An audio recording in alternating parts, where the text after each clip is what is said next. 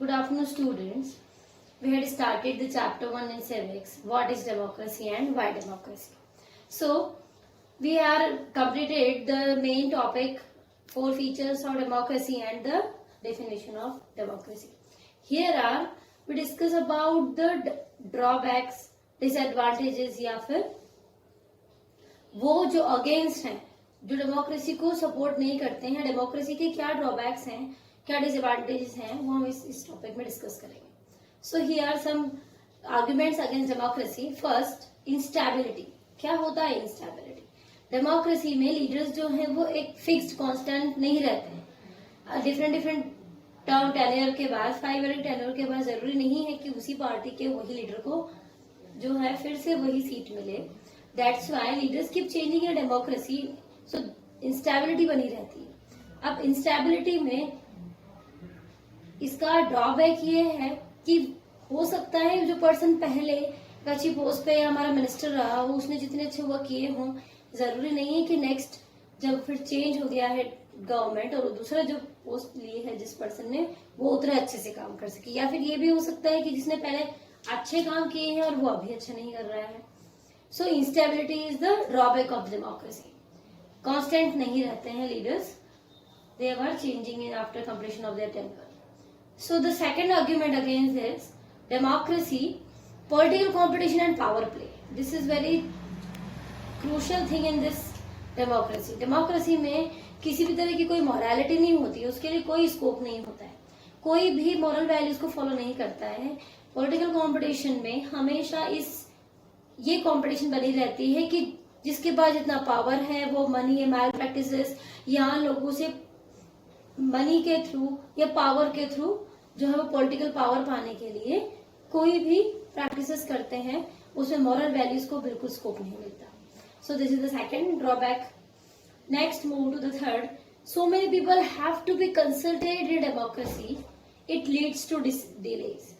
अब for example अगर कहीं डिक्टेटरशिप है या अगर हम फ्रेंच की बात करें या फिर हम किसी भी कंट्री की बात, हिटलर की बात करते हो, तो जर्मनी में हिटलर ने अगर रात को सोचा उसने कि मुझे सुबह ये डिसीजन लेना है तो वो सुबह इम्प्लीमेंट कर देगा.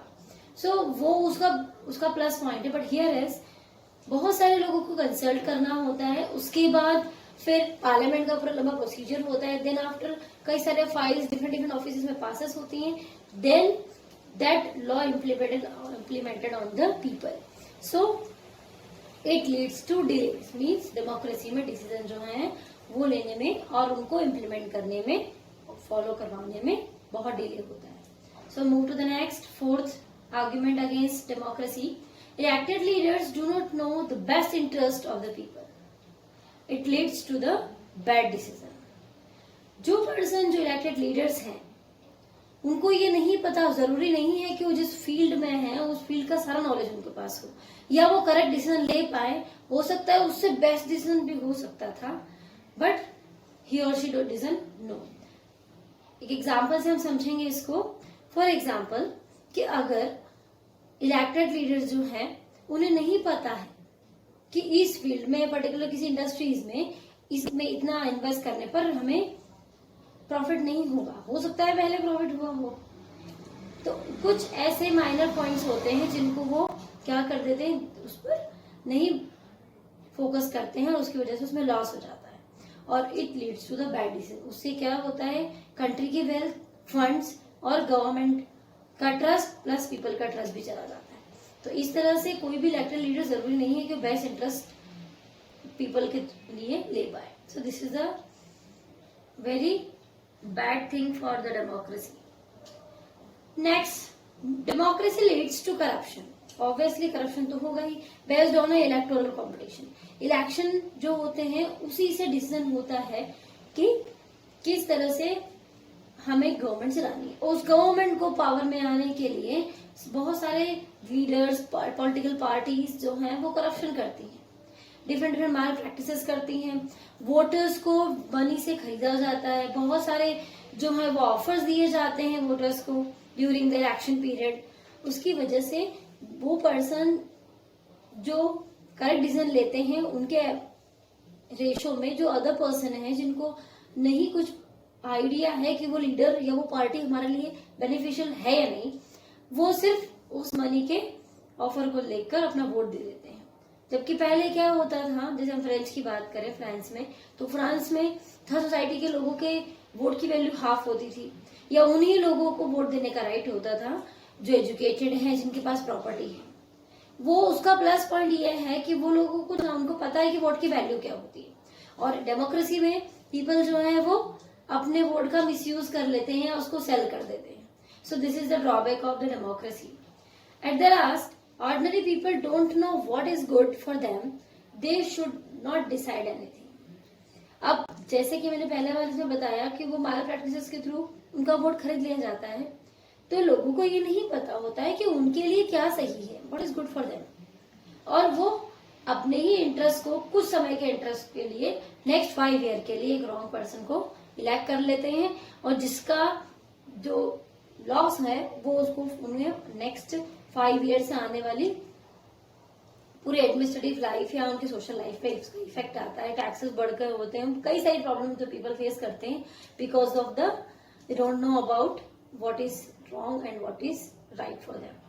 सो I hope you understand, democracy बहुत अच्छी है अगर उसको एक लिमिट में, विदाउट करप्शन या सारी मॉरलिटी को लेकर चले।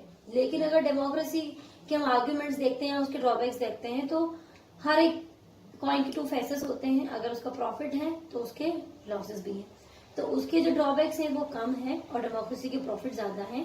That's why India is the biggest democratic country in the world. I we understand that, you can note it down because this is the direct question about democracy. Right some arguments against democracy, and here is the 6 arguments against democracy. So note it down.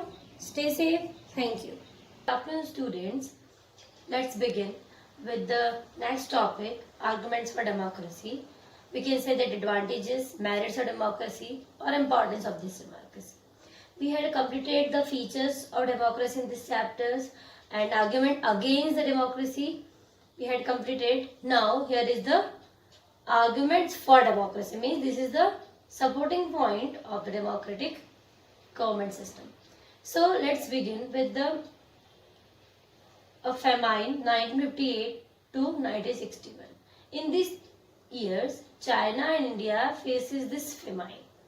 अब इस China और India में जब एक साथ ये famine आया, famine means वो कंडीशन जब न तो लोगों के पास, specially middle class, lower class, और बहुत रेयर कंडीशन में लोगों तक जो इसेंशियल कमोडिटीज तक पहुंच पाते हैं। ऐसी कंडीशन में लोअर जो ग्रुप के पीपल, लोअर क्लास के जो लोग होते हैं, उनके साथ प्रॉब्लम यहाँ तक आ जाती है कि उनको पीने के लिए पानी और खाने के लिए खाना भी नहीं होता, और फील्ड्स में कोई क्रॉप नहीं होती है पूरे ईयर में। तो वो प्रॉब्लम को हम फेमाइन कहते हैं। वो this is the natural disasters and it occur on 1958 to 1961 in China and India. अब इस समय जब इन दोनों कंट्रीज में जब ये फेमाइन आया, तो जो इकोनॉमिस्ट है या उस समय के जो फिलोसोफर्स थे, उनका ये कहना है कि चाइना ने ज्यादा उस क्रिटिकल कंडीशन को फेस किया कंपैरिजन टू इंडिया। वो कैसे? Because China has a communist party, कह सकते हैं हम कि एक तरह से ऑटोक्रेटिक कंट्री है, और इंडिया एक डेमोक्रेटिक कंट्री है।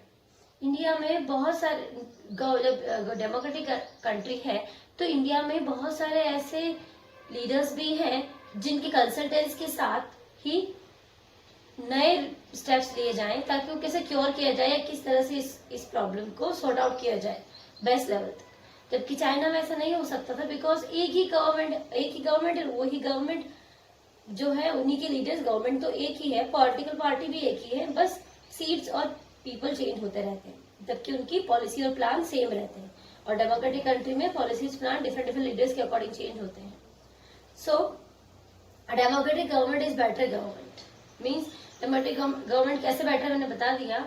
ये क्यों हम इस पे विश्वास कर सकते हैं, why are we believing on that, because it more accountable. ये बहुत ज्यादा जवाबदारी, क्योंकि ये ऑलरेडी डेमोक्रेटिक गवर्नमेंट में जितने भी लीडर्स होते हैं, जो मिनिस्टर्स हैं, या उन्हें ये पता होता है कि अगर हमने अभी स्टेप नहीं लिए इस क्रिटिकल कंडीशन में, बेस्ट स्टेप्स नहीं लिए, तो नेक्स्ट 5 ईयर्स के बाद इलेक्शन में हमें फिर से गवर्नमेंट बनाने का चांस नहीं मिलेगा। इसीलिए वो लोगों से क्वेश्चन करेंगे तो उनके पास आंसरेबल नहीं हो पाएंगे वो। That's why it is more accountable. Next point है कंसल्टेशन एंड डिस्कशन। अब डेमोक्रेसी में क्या होता है, किसी एक पर्सन या किसी मोनार्क या किसी किंग से डिसीजन नहीं लिया जाता है। इसमें सबसे पहले जो पार्लियामेंट होती है, जो फॉर्म ऑफ गवर्नमेंट है, उसमें कंसल्टेशन होता है, एक लॉन्ग डिस्कशन चलता है, उसके बाद ही एक बेस्ट और परफेक्ट डिसीजन लिया जाता है according to that condition. So no rash और irresponsible decision, it takes quality decision. इसीलिए एक लेवल का क्वालिटी डिसीजन लिया जाता है जो सारे एस्पेक्ट्स को प्रॉपरली स्टडी करने के बाद लिया जाएगा। That's why it's better than that. Democracy provide a method to deal with differences and conflicts. अब डेमोक्रेसी एक बहुत इंपॉर्टेंट ऑरा या एटमॉस्फेयर प्रोवाइड करती है, एक मेथड प्रोवाइड करती है कि डिफरेंट कास्ट, रिलीजन या कम्युनिटी के लोग जो हैं उनके बीच में किसी भी तरह का कॉन्फ्लिक्ट ना हो। अगर वो डिसीजन लिया जा रहा है तो सबसे पहले वो एस्पेक्ट्स देखे जाएंगे कि इससे किसी कास्ट, कम्युनिटी या पर्टिकुलर ग्रुप ऑफ पीपल को कोई हार्म तो नहीं हो रहा है या उनकी डिग्निटी को कोई लॉस तो नहीं हो रहा है। उसके बाद ही वो डिसाइड किया जाता है या वो स्टेप लिया जाता है, and it is only in the democracy. Next move to the fourth importance of democracy, political equality and respect for rights. We had this point discuss in the features of democracy. हमने उसमें discuss किया था कि कैसे political equality मिलती है, क्योंकि वहां पर मल्टी पार्टी सिस्टम होता है, बहुत सारी पार्टीज होती हैं। जब इलेक्शन का टाइम आता है तो डिफरेंट पार्टीज जो हैं वो अपने अपने तरफ से अपना पूरा बेस्ट देते हैं। अब वो डिपेंड करता है पीपल्स के पास, चाहे वो किसी भी कास्ट रिलीजन का पर्सन हो, किसी भी सेंटर से बिलोंग करता हो, उसके पास वोटिंग राइट्स होता है। तो अगर उसे वो पॉलिटिकल पार्टी ठीक लगती है या उसको लगता है कि वो फ्यूचर अच्छा है नेक्स्ट इस गवर्नमेंट का, तो वो उन्हें वोटिंग राइट का यूज करके और उन्हें चूज करते हैं। So democracy enhances the dignity of citizen. इस तरह से सिटीजन की डिग्निटी को इनहेंस करता है democracy. At the last, democracy better than other form of government. कैसे बेटर है? क्योंकि अदर फॉर्म में किसी भी तरह का ऑप्शन नहीं होता है। It allows us to correct its own mistakes. किनको मिस्टेक्स करेक्ट करने का मौका मिलता है? सिटीजन्स को। अगर मे भी पॉसिबल कि सिटीजन्स ने रॉन्ग डिसीजन ले लिया है, किसी रॉन्ग लीडर को चूज कर लिया है और उसके प्लान पॉलिसी से वो नहीं एग्री करते हैं, तो they have a next chance in election. उनके पास नेक्स्ट चांस है इलेक्शन में वोट करने का और फिर से वो गवर्नमेंट को चेंज कर सकते हैं with their voting rights. So I hope you understand what is the main important merits, importance, advantages और आर्ग्यूमेंट्स फॉर डेमोक्रेसी। सो ये तो कुछ इंपॉर्टेंट पॉइंट्स हैं। बहुत सारे एडवांटेजेस हैं डेमोक्रेसी के, पर these are the most important. So I hope you understand that what the question is rising is. For that question बनता है इसे write arguments for democracy, write the 3 or 4 merits of democracy, explain 2 merits of democracy with examples, so you have an example, write the advantages or importance of democracy. इतने सारे question का एक ही answer है, so you can write it, note it down in your copy and learn it because it's your homework for today. Thank you. Stay safe.